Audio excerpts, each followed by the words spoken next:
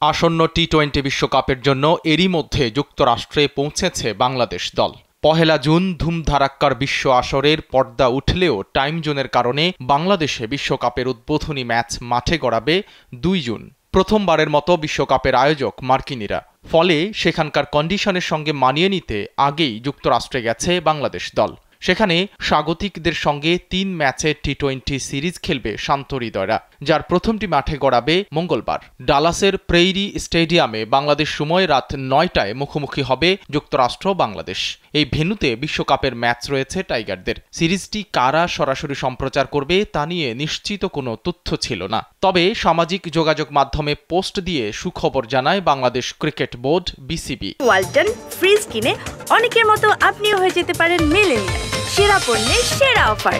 দেশের ক্রিকেটের সর্বোচ্চ সংস্থা তাদের অফিসিয়াল ফেসবুক পেজে পোস্টে জানায়, বেসরকারি স্যাটেলাইট টেলিভিশন চ্যানেল নাগরিক টিভি সরাসরি সম্প্রচার করবে বাংলাদেশ যুক্তরাষ্ট্রের ৩ ম্যাচের টি-20 সিরিজ। এছাড়া অনলাইন প্ল্যাটফর্ম টফি অ্যাপে দেখা যাবে এই সিরিজ। সিরিজের বাকি 2 ম্যাচ হবে ২৩ ও ২৫ মে।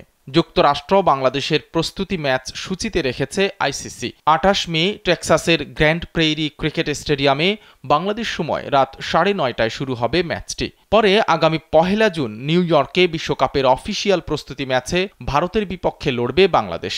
টি-20 বিশ্বকাপের নবম আসরে গ্রুপ পর্বের প্রথম 2 ম্যাচ বাংলাদেশ খেলবে ডালাস ও নিউ ইয়র্কে।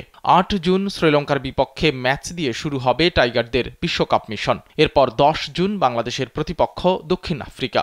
এরপর গ্রুপ পর্বের বাকি 2 ম্যাচ খেলতে ওয়েস্ট ইন্ডিজ যাবে শান্তরা। সেখানে সেন্ট ভিনসেন্টে ১৩ জুন টাইগারদের প্রতিপক্ষ নেদারল্যান্ডস। আর ১৭ জুন একই ভেন্যুতে শেষ ম্যাচে বাংলাদেশ লড়বে নেপালের বিপক্ষে।